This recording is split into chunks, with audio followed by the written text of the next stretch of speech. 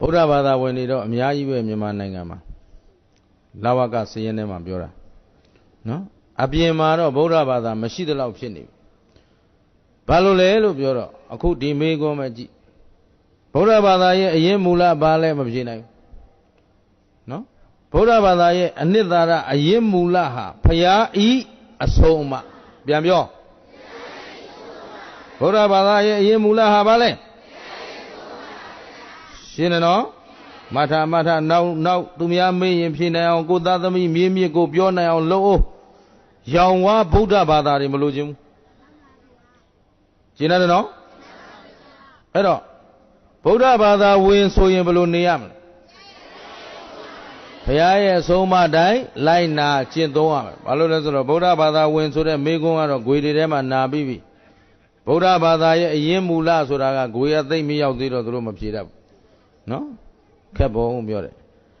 အဲ့ဒါတနိုင်ငံလုံးလဲမေးတနိုင်ငံလုံးဖြေတတ်ဘူးအတော်စိုးရိမ်စရာကောင်းနေအဲ့တော့ဘုရားအဆုံးအမတိုင်းလိုက်နာကျင့်သုံးနေမှဗုဒ္ဓဘာသာဝင်လို့ဆိုလို့ရမယ်ဒီတော့အခုကိုယ်ပါဝင်ခြင်းလေးလာကြည့်စမ်းဘုရားရှင်ကြီးအဆုံးအမတိုင်းလိုက်နာကျင့်သုံးနေတဲ့လူနဲ့မကျင့်သုံးတဲ့လူဘယ်ရင်ကများဟောလူတွေကလည်းတူတူပဲယဟန်တွေကလည်းတူတူပဲနော်လူယဟန်ဘုရားအဆုံးအမတိုင်းနေတဲ့လူနဲ့မနေတဲ့လူဘယ်ရင်ကများလဲဒါဖြင့်ဒီသာသနာဘာဖြစ်နေမကွယ်သေးဘူးပြက်နေတယ်ကွယ်ရင်တရားပွဲကိုမရှိတော့ဘူးရှင်းလားသာသနာဘာဖြစ်နေလဲပြောသာသနာဘာဖြစ်နေလဲကိုယ်ချင်းနေကိုသိအောင်ပြောနေတာနော်ဗုဒ္ဓဘာသာဆိုပြီးဘဝင်သိမ့်မြင့်တာသူတို့ကတခြားဘာသာဝင်တွေတွေ့မိစ္ဆာဒိဋ္ဌိတွေသူတို့ကြတော့ကောဆိုတော့ဇောက်ထိုးရောက်နေပြီဘယ်ဟုတ်တော့ဒေဝဆရာတော်ဒါမပါလို့ပဲဖြစ်မယ်နော်အခုခင်ဗျားတို့အာယုံပြုနေဘယ်ထင်တော့ဒေအိုးကိုယ့်ဘာသာကိုဘာမှန်းကိုမသိဘူးရှင်းတယ်နော်အဲ့တော့ဘုရားဆုံးမတိုင်းလိုက်နာကျင့်သုံးတဲ့လူနေသွားပြီဆိုတာနဲ့သာသနာဟာဘာဖြစ်နေပြီလဲပြည့်နေပြီလိုက်နာကျင့်သုံးတဲ့လူမရှိတော့ရင်တော့သာသနာကွယ်ပြီအကွယ်ခံနိုင်သလားတက္ကလူမျိုးတစ်မျိုးရဲ့ဂုံသိက္ခာကိုဘာနဲ့တိုင်းမလဲကိုကျင်တရားပြောလူမျိုးတစ်မျိုးရဲ့ဂုံသိက္ခာကိုဒါဖြင့်ကိုကျင်တရားဘုရားဆုံးမတိုင်းစောင့်ထိန်ကြတဲ့လူနဲ့မစောင့်ထိန်တဲ့လူဘယ်ရင်ကများလဲဒါဖြင့်ဒီလူမျိုးလဲပြည့်နေပြီရှင်းလားအချိန်မီကဲနိုင်အောင်လိုက်ကြိုးစားနေရကြာရင်သာသနာကွယ်တော့မယ်လူမျိုးလဲပျောက်တော့မယ်လူမျိုးအပျောက်ခံနိုင်သလားအေးတနိုင်ငံလုံးလဲကြည့်လိုက်ရင်ရွှေစေတီကြီးတွေဟိမ့်နေတာပဲ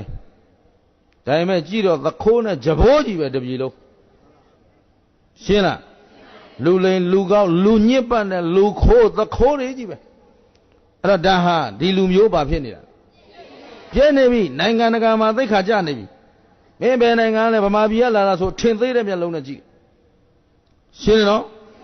အဲ့တော့တို့လူမျိုးဘာဖြစ်နေလဲပြောဘာဖြစ်နေလဲအဲ့အတန်တိုးရင်မကြိုက်ဘူးနော်အတန်တိုးရင်မကြိုက်ဘူးအဲ့တော့အခြေအနေမှန်ကိုသိမှရမယ်သာသနာဘာဖြစ်နေလဲလူမျိုးဟောဒီတိုင်းထားလိုက်ကွာ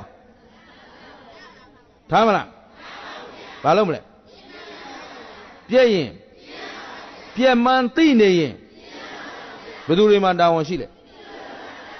ဒီနေ့သာသနာပြည့်နေတာဘယ်သူကြောင့်လဲတာဝန်သိတဲ့လူမှာ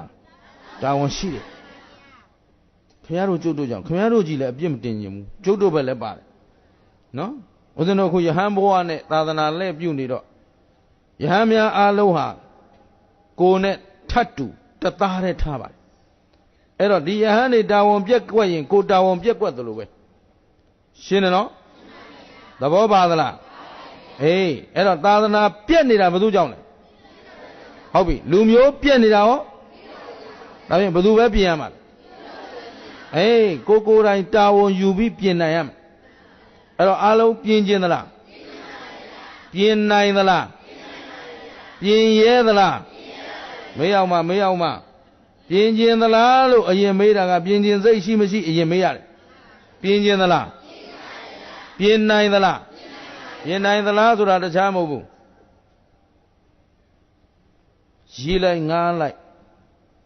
ခေရည်စည်းကြောင်းအတိုင်းရေလိုက်ငားလိုက်နေသွားတဲ့လူနဲ့ပြုတ်ပြင်းတဲ့လူဘယ်သူကပင်ပန်းမလဲဘယ်သူကပိုဆင်းရဲမလဲအပင်ပန်းခံနိုင်သလားအဆင်းရဲခံနိုင်သလားတတ္တိရှိလို့လားရတော့ဗမာတွေငကြောက်တွေပါဟမ်တတ္တိရှိသလားပြင်းနိုင်သလားပြင်းရဲသလားပြင်းရဲသလားလို့မေးရတာလောကမှာမမှန်တာလုပ်တဲ့လူနဲ့မှန်တာလုပ်တဲ့လူဘယ်သူကကြောက်နေရပြင်းရဲလားလို့အဲ့ဒါကြောင့်မေးရရှင်းလားပြင်းလို့ရပါအောင်မလားဟမ်တသာသနာလုံးပြည့်နေတာပြင်းလို့ရပါမလားဟမ်လူမျိုးတစ်မျိုးလုံးပြည့်နေတာပြင်းလို့ရပါမလားနဲသွားပြီနောက်ဆုံးငါတပါးတည်းကြံပါနဲ့ဟမ်ကြံရင်ကြံမစိတို့ကတော့ရတယ်ပြင်လို့ရနိုင်မရနိုင်အားလုံးဖြည့်ကြည့်တာရနိုင်သလားရနိုင်ရင်ဘာလုပ်ရမလဲယုံကြည်ချက်အရေးကြီးတယ်ဒီနေ့ဦးဇင်းတို့တရားစခန်းနေအရင်ကကမ္မထမ်းပေးတဲ့ဘုန်းကြီးပါကမ္မထာနာစရိယခေါ်ဓမ္မဂဏိကခေါ်ပေါ့ခေါ်ခြင်းခေါ်အဲ့ဒါအရေးမကြီးဘူး